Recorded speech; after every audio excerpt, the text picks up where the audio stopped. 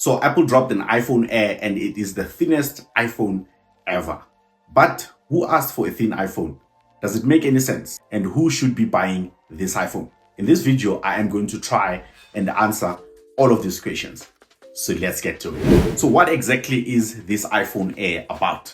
So the iPhone Air is a super thin and light iPhone, yet it is very much durable with a new ceramic shield that makes it more resistant to cracks and scratches, with 4 light shades colors to choose from. And that is sky blue, light gold, cloud white, and space black. It also comes with a large 6.5-inch XDR display with ProMotion, and that is 120 Hz refresh rate with 3000 nits of brightness. And trust me, higher brightness makes a huge difference, especially when you're using your phone in a room that has got a lot of light or when you are outside in a direct sunlight. It also comes with the expected modern day iPhone design buttons, and that is the action button and also the camera control button. However, this iPhone only comes with one rear camera. And this is where I think most people will start to doubt if they should be considering the iPhone Air. However, the camera is a 48 megapixel fusion camera, meaning that it has the ability to work as a 2-in-1 camera. So you can still shoot good videos, 4K 60 frames videos, and you can also take some good photos. And it also comes with a new and updated front camera on an iPhone, and that is an 18 megapixel front camera with stage center. And what that means is that it's able to center you when you are taking photos and also when you're on calls. And it also allows you to take both portraits and also landscape photos without having to rotate your phone.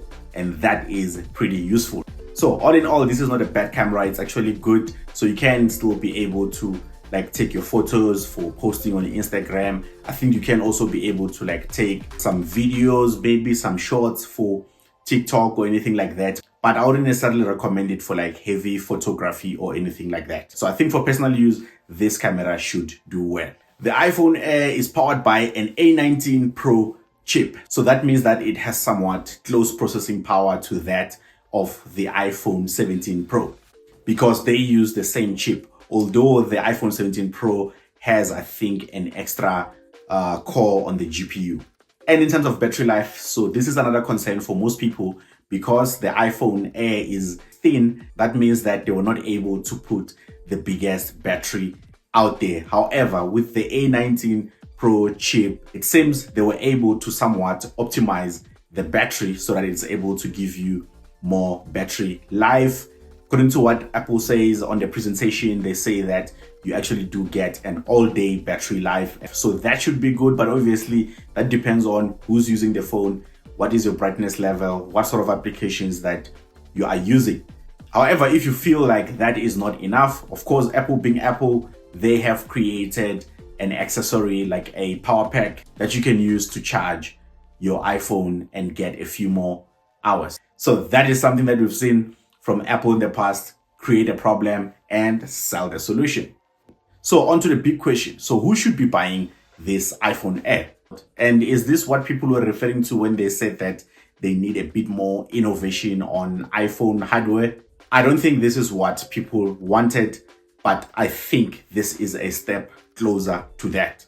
Based on what I've seen online on comments and people talking, sometimes maybe even on the news, is that people would like to have a foldable iPhone. And some people believe that the iPhone Air could be one step closer to the foldable iPhone, because potentially the foldable iPhone could be 2 iPhone Airs combined. So if you look at the iPhone Air, how thin it is, that might somewhat point out to what Apple is trying to do with the foldable iPhone. So I'm more excited by that, just to see this kind of progress from Apple. If this is what is really happening, if indeed they are really testing out these thin screens. And also, if you read on the site, you can see that they mention something about the future of the iPhone. So it might be a hint on that, which is a good thing. So we welcome this. So I'd say that the people that should be buying this iPhone, I'd say the first group of people is people who like aesthetics, people who care about how good their phone looks, maybe people who like fashion as well, because if you look at the iPhone Air, stunning, the colors look good, and also the gloss finish on the sides there, which is kind of like stainless steel type. So I'd say that from the full iPhone lineup, the iPhone Air is the one that is actually more premium because it retained titanium, and it also looks like there's some sort of stainless steel there. So I think that people who like aesthetics, they will definitely like this iPhone.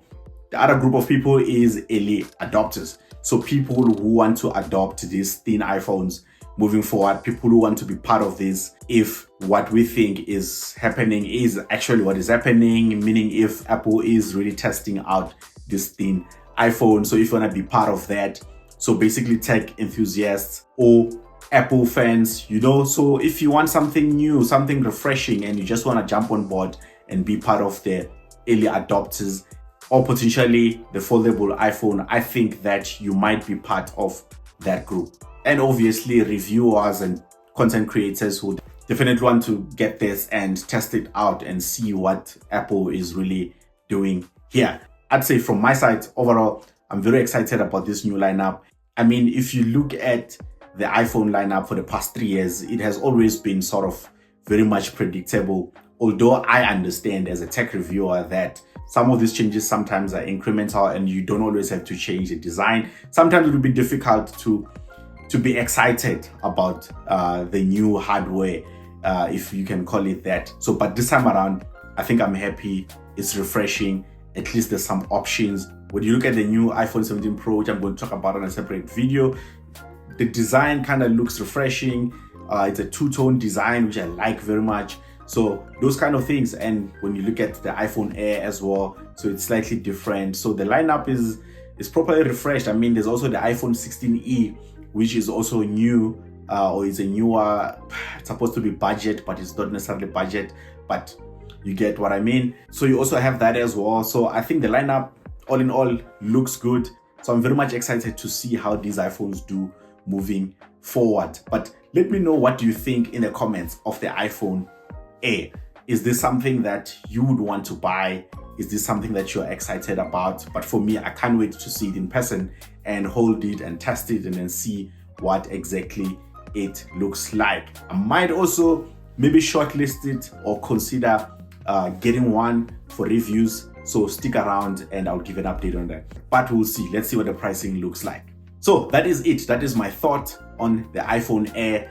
That is who I think should be buying. So let's see how well it does. If you enjoyed the video, please hit the like button. And if you want to see my take on the other new iPhones that were announced, be sure to consider subscribing to the channel. I'll catch you on the next one.